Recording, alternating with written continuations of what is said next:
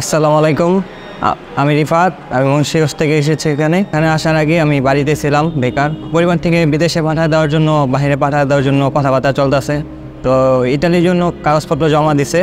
আমার ভাই আমাকে কয়েকটা কাজ শিখতে বলছে। তো তার মধ্যে মোবাইল সার্ভিসিং, মোবাইল রিপেয়ারের কাজ ছিল। তো মোবাইল রিপেয়ার কাজ করার জন্য কোনো জায়গায় পরিচিত ছিল না।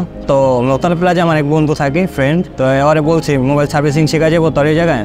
তো ও আমাকে বলছে শেখা যাইব, কিন্তু সময় লাগবো, দোকানে থেকে শিখলে সময় লাগবো। তো ও আমাকে এই সেন্টারের কথা বলছে, এই সেন্টারের কথা বলছে। তো আমি বাসায় জানাইলাম, ঠিক আছে। বাসায় জানাই সব কমপ্লিট করার পরে এখানে সে যোগাযোগ করা। তো ভর্তি হয়েছি 11তম ব্যাচে। তো আগে কিছুই জানতাম না। তো এখন মোটামুটি আল্লাহর রহমতে ইনশাল্লাহ অনেক কিছুই পারি।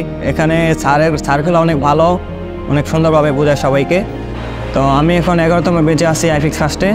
এখান থেকে বের হওয়ার পরে যদি বিদেশে ইটালির জন্য কাগজপত্র জমা দিছে, যদি কাগজপত্র বের হয়ে যায়, অলরেডি বের হওয়া শুরু করছে, যদি কপাল ভালো হয় তাই তো বের হতে পারে।